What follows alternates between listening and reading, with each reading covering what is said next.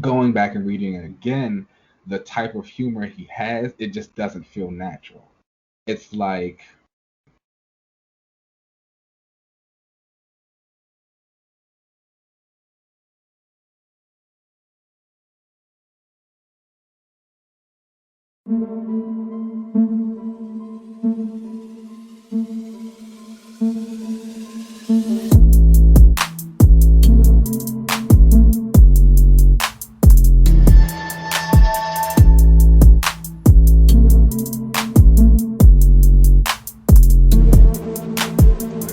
All right, y'all. Welcome back to another relaunch.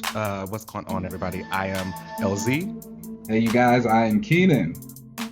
What's going on, Keenan? How are you? I'm good. It's kind Yeah. of cold today here in the district, but Yeah, we're it's we're cold we're pushing in LA through. too. Is it? Yeah, I'm like, Mm, I just looked outside and it's that getting doesn't cold. sound safe for you guys. No, that's not normal. Like, I didn't sign up for yeah. that. Like over here in DC, like it's kind of cool. It's like we kind of used to like it taking a little bit of time for it to really warm up, but over there, no. Like you should be hot. Yeah, right, right. It's like a gloomy kind of day too, so I feel like I'm gonna Mm. get some chicken wings and read comic books. You know, Okay, I feel that. make, That's been my make, week. yeah. Like literally, chicken wings and comic books. Exactly. Well, let's get into these comics of the week. But before we get started, I want to let everybody know you can find us on Twitter at Another Relaunch. You can find Mhm. me at Uncanny LZ on most social media platforms. Keenan, where can they find you? You can always find me on Twitter, Instagram at Keenan Lance. There's a little underscore at the end. That's right. You can also don't forget to subscribe to our YouTube channel if you want to watch us during all this time and have some fun, laugh. Click subscribe. So let's get into the comics of the week. Up first Okay. is Return of the Valkyries #4 by Jason Mhm. Aaron, Torunn Gronbekk, and Nina. I think it's Vakueva. I'm sorry if I Yes. pronounced that wrong. Vakueva. s- get into it. I did not read it. So tell me. Um, I mean, honestly, you don't need to. Again, this is a King in Black tie-in. I mean, no, Oh, no, no, and I don't mean that in the back. Like, no, it's because it's a King in Black tie-in. And again, like I think we have said it like every week now for I don't know, like 5 years. Like I am so tired of King in Black. um, but like I've always said, like this series is great because it gives me my Danny Jane Foster content, and like hmm that's like 10 out of 10, 5 out of 5, whatever, however it needs to be scored. Like I'm going to give it to that for that. This is leading into another series for the Valkyries where we're going to see more of Jane, the new Valkyrie who just debuted, the Black Woman, who's like kind of Tessa Thompson inspired.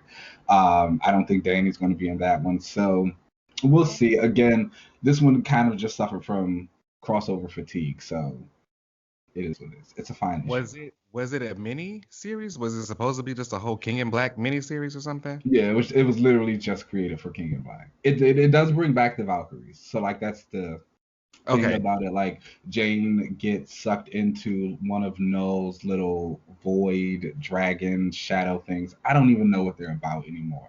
But that happens, and like some other Valkyries like come back and like they save her. Then like she, Danny, the new Valkyrie ride off. It's supposed to be a whole thing. It's fine. It's fine. Okay. Great art. Yes, actually. Okay. Very enjoyable art. Danny looks great. Like she looks good. She's Okay. like she's got on like this gold Valkyrie garb. Like it's really hot. Like she's giving. Okay. All right. Yeah, well, check that out if you want some Valkyrie content. Up Mm. next is Black Cat #4 by Jed MacKay. And again, Nina Nakuva. Apologies if I mispronounced her name. So okay, when I first saw her name on both of these titles, I thought I was like reading something wrong. I don't know if one got delayed because it's like when was the last time you saw an artist do two books? Like either she's like very quick, like Right. Yeah. she's got it, okay? Like she moved so and I honestly want to say I think her inker or colorist on this issue made me enjoy the art a little bit more than it did on the Valkyries book because I really liked it here. So in this issue, basically there was this character that was created. Her name is the Queen's Cat. And when Hobgoblin was turned into a hero during the Axis event, he got his own little group of sub-heroes. They're called like the Hob Heroes or something like that. And so the Queen's Cat is one of them. She's basically an inverted black cat. Like she's a black girl, she's got blonde hair, but her costume is like white, mostly white with like little black tassels and stuff. And so her whole thing is that she's a hero, and so she wants to take down the black cat because she's lost her memories. And she's like, if I don't remember who I was and this is who I am, who is that? And so she tracks down. Like her. It was actually a little bit enjoyable. I was kind of like, oh, this is good. And like Black Cat even says it. She's like, oh, a hero with like an identity crisis. She's like, but it's like a different kind of identity crisis than what we're used to. She's like, I'm kind of into you. And so she tracks Felicia down by stealing some stuff. Felicia like comes and beats her up, and they like talk a little bit. And Black Cat is telling her, she's like, you know, you want to be a hero, cool. Every hero needs a foil. Like I'm used to a cat and mouse, but a cat and cat, that actually can be something pretty interesting. Right? And so she's like, maybe we'll do this again. She like beats her up, sends her home, writes her a little note. She's like, you didn't catch me this time, but you're welcome to try again. And that's where the issue ends. It was cute. Okay. Very nice. Very nice. I had to catch up on this because I feel like it's only 4 issues. You have time. Yeah. Okay. So it's like, was her previous series like? Should I just go ahead and start with this new one, or do I really need to finish the? I would say you can like just start with this one, but I would highly recommend that you go back and read the previous one. Like Jen MacKay has like been killing on this bit, but basically Felicia just goes on a bunch of different heists throughout the Marvel universe. I know a lot of that is on Marvel Unlimited right now, so you can go and check that out there.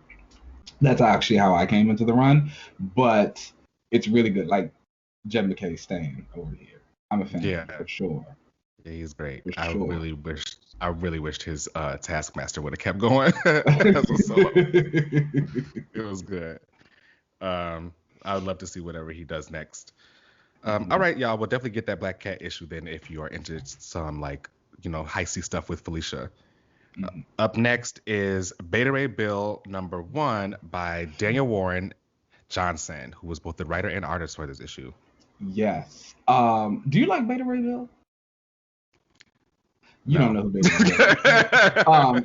That's fine. Let me tell you something about Beta Ray Bill. I think he's interesting as far as like the whole like the race that he comes from with like the whole half horse people or whatever they got. Yeah. So like he is a Corbinite, and he was turned into like a cybernetic horse person thing to help save his people from was it Galactus? I think it was Galactus. No, it was Sir Tor.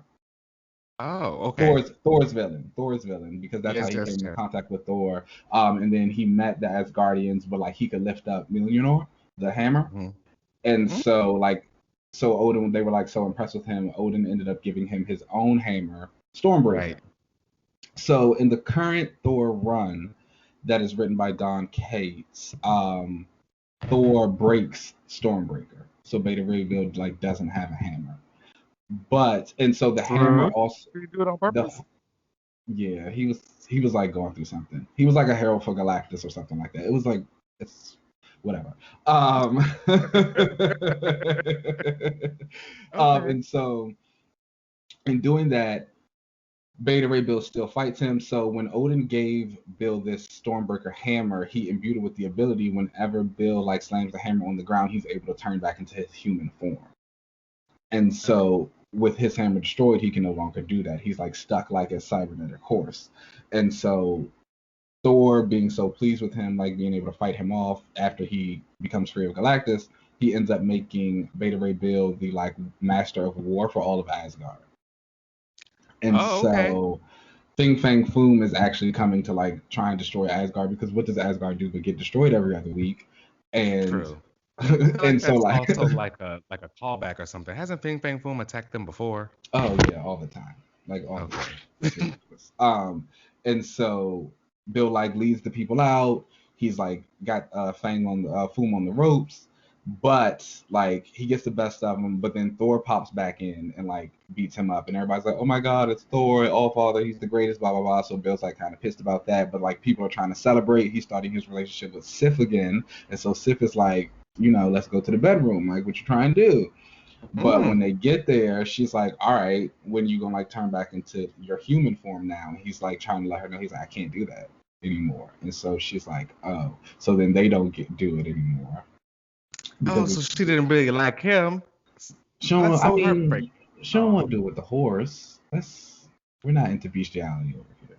Well, isn't he supposed? It's still him, right? I don't know what he looks like, down there like that, but like, yeah, it's still him. Is she supposed to love him for him? I mean, she does, but like, I don't think. I also think like the way his mouth works when he's like in horse form. Yeah, that's fair. Like I don't think she can really do anything with that. Or it could just be a thing where hey, she don't like him like that, and she don't. It's like hey, Sif is my girl, so I might be trying to make some excuses for her, but it could just be that. And so of course, like Bill has that thought himself, so he goes to leave Asgard. He runs into Thor. Thor's like, "Where you going?" He's like, "Look, you kind of ruined my life." He's like, "You broke my hammer, so I can't turn back into my human form." He's like, "Anytime I try and come in and like do some good, you pop up, you overshadow everything I do. Like, I'm tired of being here. I'm gone. I need to go find a new hammer." And so the issue ends with him being. It's really good. I think if you're a Beta Ray Phil fan, you should get it. Okay, is this a Beta Ray mini Phil or? It's a miniseries. It's only 5 issues, I think. Okay. 5 or 4, but it's really good. Love Beta Ray Bill. Love Asgard. Highly recommend it. I love when you bring your Asgard bag and you be going Okay. on with them. I love it. It's everything. I love it. Okay, up next is Strange Adventures number 9 by Tom King and Mitch Gerads and Doc Shaner. Now, tell us about this. So I'm not gonna lie to you. I honestly have no idea what's going on in this book unless Mr. Terrific is on the page. I cannot like. There's something about like war crimes, political intrigue, like Adam Strange doing some stuff. I don't know what's going on in the book. I'm only reading it for Mr. Terrific. Mr. Terrific was in like half of a page. Well, it'd be like that sometimes because like I feel like they probably kind of got you on this book because they added him into it. They did, and they know they did, and so the fact that like it honestly should have just been a Mr. Terrific series. Like if this is 12 issues of Mr. Terrific, like yes, absolutely, because when he is in the book, it is at his most interesting. Everything else is just kind of like there, confusing, like weird space. Like I said, beautiful to look at. The artists are doing a phenomenal job on it. Like they are knocking it out of the park. This entire team is like great. I'm pretty sure if you're an Adam Strange fan, you actually might be interested in it. I don't know many Adam Strange fans. I've never encountered one, so I don't like know what to tell you there. But is he like stuck on Rimbo or something? He's again, always there. Again, you don't know. Don't know. No idea. Mr. Terrific was not in this issue. Got it. That's what I have to say. Like that's all I can give you. No, I wonder if this series has been like selling well because I feel like it came like randomly out of nowhere. Nobody talks about it. Like no people only talk about it when Mr. Terrific is in it. Like the Mr. Terrific centric issues are where he's like featured like a decent amount. Like those are the ones that get the most buzz. Everything else is just like who. Has he had a solo recently? When was the last time Mr. Terrific had a solo? He had the Terrific's book. Right. Other than that, he don't. I wouldn't recommend his solo series though. You could read some Justice Society, some JSA, some John's JSA. Mm-hmm. You would enjoy that for sure. Even some issues of Terrifics, there are some decent things in there. Some Earth 2, not his solo series. The Mr. Terrific centric issues of Strange Adventures, yes, highly recommend. Okay. I see what you're putting down there. Maybe he just needs a new solo or something better than a few pages in Strange Adventures. Yes. All right. Up next is The Other History of the DC Universe, number 3 by John Ridley and Giuseppe Camuncoli. And this series anthology. I don't know what you really want to call it, but like I don't know. It's this for everything. me is everything. Like It's everything. I don't Like, even know what else to say. Like I it's really want Mr. Terrific to get one of these issues. I really want a John Stewart one. I need a Green You Lantern don't need no John John Stewart. Stewart When one. he was in Blacklight, you're a little greedy when it comes That to was a John. You're a cameo. little That was a greedy when it comes to cameo. John. No, he got like his whole little like 3-page like bio. We got like some stuff about his past, how he was That was a feeling. cameo. That was You do from his not perspective need a you do not cameo. need I need more. a John focused one because I'm not reading whatever is coming out with the Green Lanterns. So a nice John relief book would be fantastic. Yeah, John's had his moment. We can give Mr. Terrific one. We can give Dr. Mist. Dr. Mist would be nice for one. See, Dr. Light, Kimio Hoshi, Okay, Dr. Light, I could she take. I'll take it like deserves. that. She Yes. definitely deserves. We got a couple. John had a little bit of a moment. He can take a break. John never gets a moment. All he ever does is just support something, and they like have him on the page as the Green Lantern instead of actually showing anything with him. That's why a nice John Ridley would just completely quash all of that. You know, Well, we'll see. I would appreciate a nice John Stewart focused DC universe. okay. I But would this appreciate it too, just down the line. That's what I'm saying. He's just got to go a little bit further down the line. But this one was good. And so, I'm a Katana fan. I yeah. like the Outsiders and everything like that. But a lot of people write Katana as like the stone silent type, and Mm, I feel like this follows through, but it also gives her a lot more like why she's quiet, the way she yeah. is. You know what I'm saying? It gave you a reason for why she is the stone quiet type. Exactly. I really like the bits about how she like hated that their name was Batman and the Outsiders and how she felt like it put Mhm. them in her shadow. I really loved the way that she spoke about her relationships with John. I mean, not John, with Jefferson and Violet, Mm. and kind of like how those were her centers and like how she felt about the Outsiders in general was also really nice. Yeah, I thought that really I don't read a lot of Katana stuff, you know. I Hmm. feel like she's only really popped up every now and then in anything that I've ever really read. So my experience with her has pretty much only been that she was just the quiet, like samurai or Yeah. like ninja girl.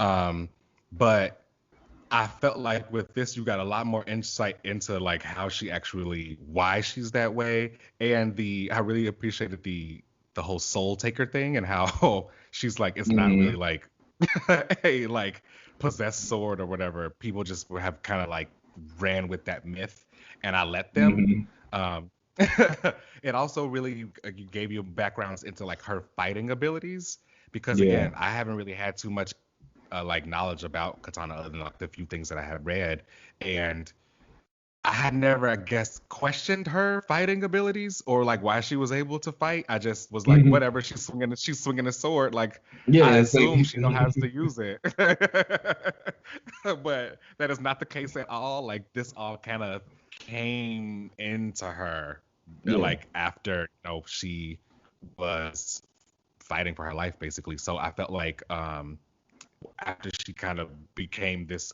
owner of this sword and when she went off on her kind of original mission to defeat the guy who gave her husband the sword, who Hmm. ended up like being killed by her like brother-in-law or whatever, and then she had to kill her brother-in-law. It was like a whole like saga, and she just kind of like rolled into becoming Katana and just kind of like just kind of went with it because I mean at Exactly. that point she had no family, her kids were dead, like she just what else was she gonna do? So Yeah. um it was very interesting to see, and the way that this also touched on a lot of the um like I can't even say past because it wasn't that long ago, but the Okay. past indiscretions that have happened with Japanese Americans and Chinese Americans, and the different wars and internment camps and all that kind of stuff, and just the way that there was this hate towards um, Asian people and Japanese people, although all of the media was anime and sushi. Yeah, Like, yeah. you know, And it was like it was and very apt specifically in the that this 90s came when out. this is kind of taking place. Yeah. Yeah, and it was very apt that this issue comes out now and it talks about those issues, especially like right now where Stop Asian Hate is at like an all-time high, and people are talking about these things and like seeing Katana kind of we've never had that type of introspection from an Asian character like in the DC No. universe. I just like not even from just an in-story narrative about how they feel. Like we don't get those type of things with them. So like this was really refreshing to see, especially for her being like she's a street level hero. She's kind of like on the ground anyway. So it like really hits close. I was like, this was great. Like Mr. Terrific needs one of these. Yeah. For I sure. would read the For Mr. I sure. definitely read the Mr. Terrific one. Would I Like read for it before the sure. Jar one? Oh no. But I would. I would definitely read a Mr. Terrific one. I would love to see how he would. Honestly, I'd love to see him talk about being a brilliant like black man. Yeah. And the technology that he's like invented and all that kind of stuff, and how I feel like he doesn't get the recognition for that like he should, you Okay. know, Yes. compared to Yes. some We others. deserve. That We would deserve. It needs to happen. It needs to that happen. would be Yes. Yes. that Yes. would be Yes. really dope. So definitely check this out. Yeah, again, I can't like give it high enough praise. It's a fantastic book. All right, so next up is X-Men number 19 Mm. by Jonathan Hickman and Mahmoud Asrar. And again, I have always loved the X-Men by Jonathan Hickman. For me, you always end up get exactly what you want when it comes to these comics. Hickman on the X-Men was the one time I finally got something that I have That's been true. asking, and it's actually been very, very, very good in my opinion. Yeah. This issue was all about the escape from the vault, so we see how Sync, Darwin to a lesser degree, and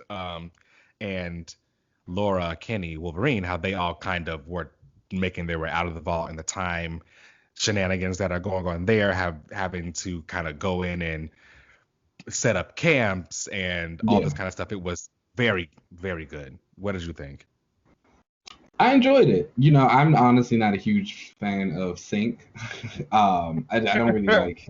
So I know a lot of people were like really excited about like Sync, the return of him. I think like that kind of full circle moment for him and his character that he had in this issue was like really nice. Again, like this is someone who died in the 90s a long time ago, and he's like one of those few X characters who like was never getting revived despite everybody else always getting revived. And it also is another black man on the X-Men. Bishop has been trying to carry that on his back for quite some time. And so to see someone else kind of get that spotlight was really nice. I think the issue did a lot. I don't necessarily know if it made me a Sync fan in general, but I think like, oh, like this was cool for him. I think the ending that he's lived this whole life with Laura, fell in love with her, and then she doesn't remember any of it. Like that's sad. Yeah. um, so it'll be interesting to see like how he kind of deals with that. Like, is he going to try and convince her? Does he try and because it's like, was her love just because he was the only person there and they had gone through all this stuff together, and she's also like had other loves. I would have loved to see a little bit more Darwin. I think he got the short end of the stick on this issue, Mhm. but it made sense. It was a good issue, very well written. It was enjoyable, heartfelt. I liked it. I really want to know what's I going to liked it. happen because of everything that happened with Darwin in this issue, Yeah, and him basically getting captured and having his DNA taken. yeah, And we find out about the Children of the Vault, how they are currently at was it the third generation that they're at? And they have to make the yes, fourth? Right. yes, Um, they're currently at their third generation, and the experiences that they had with the X-Men were not great. So they realized that because of the X-Men getting to the point of having Krakoa, they weren't prepared for that. So like the Children of the Vault need to go in and like age some more and be subjected to more time manipulation. So they need to make the fourth generation. They're going to also, I guess, use some of Darwin's DNA. So I wonder how that's going to affect their Yeah. abilities, because Darwin's, ability is to survive. So I was about to he say did it's so definitely get the shaft in interesting. this book because of his abilities, which kind of sucked. But no, But it's interesting to see, the X-Men kind of went into the space to make it, get information and figure out a way to defeat the children, and you kind of just gave them the means to probably take you down. It's just kind of like you actually made things a little bit worse, and got these people killed for no reason. Like if you just would have left them alone, you guys would have been fine. extra food, you would have been fine, because y'all probably could have been able to take them without the addition of Darwin. Okay, like they were scared. Yeah, very. It's gonna be interesting to see whatever they do with Darwin and his powers and stuff going forward. Well, all right, y'all. Let's take a break, and then we will come back for another panel. This should be interesting. I'm excited for this one. Very, very, very. Yeah.